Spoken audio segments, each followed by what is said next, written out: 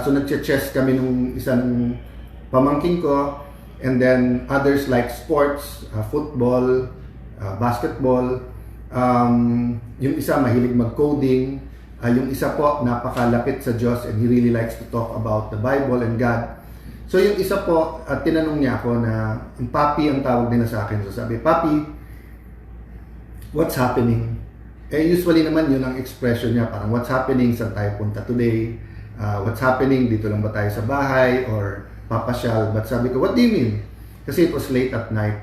And sabi niya, what's happening sa Senate?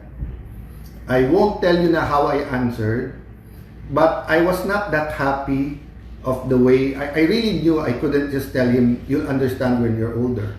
I also knew that I cannot give him a 1-hour explanation of all political issues. What's the ICC? What's protective custody? What's an attack? Why 13, etc. No? So having said that, I figured out a way, and I praise God for the opportunity.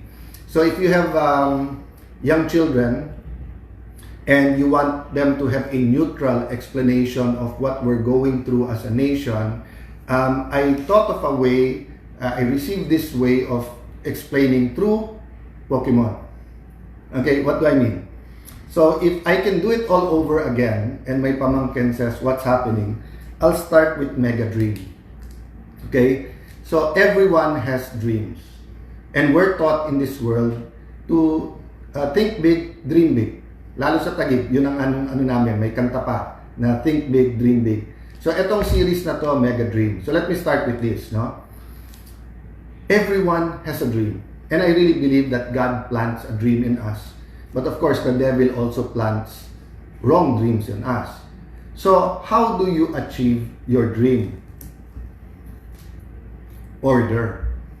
But part of our dream is to have perfect order. Perfect order was experienced in Eden during creation. But with the fallen man, ang dami na nangyari afterwards, whether you talk about Cain and Abel, whether you talk about Noah's Ark, whether you look around at all the evil, the corruption, the disrespect of children to their parents, the covetousness, di ba, yung adultery, lahat na pag-usapan mo, walang perfect order. Pero kung ididikit mo ang Mega Dream, kadikit talaga ng perfect order. Kaya talagang, sabi ko, God has a way of putting things together even in small things. Why? So, to be able to have a Mega Dream in a perfect order, you need heroes. So, lumabas yung ascended hero. So, nauna yung Mega Dream, then yung perfect order, then ascended heroes. Okay. Ang problema, we're human. So yung nababasa natin sa comic books or napapanood natin sa Netflix or napapanood natin sa sine, yan yung mga heroes, kaya nga meron din villains, di ba? May bida, may kontrabida. So ang problema ngayon sa algorithm natin, sa ating political thinking, parang rumble ng fraternity members na kung patayan na o gulpihan na, I don't care about who's right and wrong. Doon lang ako sa kakampi ko, di ba? So, explaining to young people that there's always a dream, and of course, the better the order or perfect order, mas madali. But then, sinong bida, sinong kontrabida?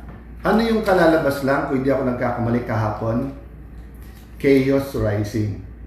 So, actually, eto pinag-uusapan kahit sa Senate, no? Chaos. But what brings chaos? Nung maayos lahat sa kagustuhan ng Panginoon, walang chaos di ba? Pero since then, every time na sabi sa akin po ng isang kaibigan si Noy, sabi niya, wag ka nang mag-isip pa. Kasi simple lang, matino ka. Gusto mo matino yung Senate, so guguluhin ka talaga. So chaos is not only brought by bad people who want to destroy something good. It's also brought by bad people who want the status quo not to change, who wants to prevent good people from changing. So am I saying kami good, sila bad? No, what I'm saying, there are 24 senators, there are different political leanings, there are a lot of issues, but just like parents, hindi ba una parati sa parents' health? your spiritual health, your mental health, your physical health, your your financial health, di ba? So, sobra po ang pinagdadaan na ating bansa ngayon. So, we have to explain to young people, the economy is in bad shape. All around the world, many countries are the same, di ba? Prices of gas is so high, and the price of gas affects everything else. May problema tayo sa dollar-peso exchange rate, which brings more problems. So, kumbaga, parang domino effect yung sa presyo ng gasolina.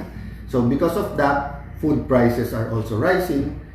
Because of that, in the future planting seasons, may problema sa fertilizer, may problema sa weather because of the super El Nino. So, from our mega dream to the perfect order, to the ascended heroes, to the chaos rising, life is like that, di ba? But unlike Pokemon, which is a game, and it's for collectors, you're dealing with real lives here and not imagination. So, for example, sa Monday, will we rise above and try to articulate people's dreams? Will we rise above the political fray? So, for example, sabi, parang walang nangyari. Hindi po. Hindi natin minemenos yung nangyari noong May 13. Ang sinasabi natin, let's deal with it professionally. Let's have an independent investigation. Let's wait for all of the results. In the meantime, let us show the Filipino people that the Senate is the Senate. That we care about PhilHealth, about yung gamot, about flu shots na hindi pa rin dumadating, about problema sa mga ospital na kulang ng gamit. Let's show people that we care about scholarships. We care whether tumaas o hindi yung tuition fee. Let's show people that we care about the tricycle drivers, the Grab drivers, the jeepney drivers, the taxi drivers. Diba? We're an archipelago. Mas hirap yung mga nasa island living natin. So, guys, I'll stop here, but I'll just remind everyone, hindi pwedeng wala si God sa usapan. Let's not abuse God. Let's not use God. Let's be used by God. That's why when former Senate President Soto said, baka may ibang plano si Lord, yun din ang sinabi ko, di ba? Baka ito plano ni Lord. So, kung plano ni Lord na 1 day lang ako, 2 weeks lang ako, 2 months, ang prayer ko lang, God, put me where you want me to do what you want me to do. And that's not an easy question. You have to keep discerning. You have to keep reading the Bible. You have to keep asking godly people. You have to surround yourself with the best information. Yung impeachment trial, madali eh. Just be impartial. No? Maayos lang yung takbo. Evaluate the evidence. Follow the rules. Be impartial. Pero yung how to help our economy, how to help the poorest of the poor, napakahirap ng question niya kasi extraordinary yung problema. So let me end there.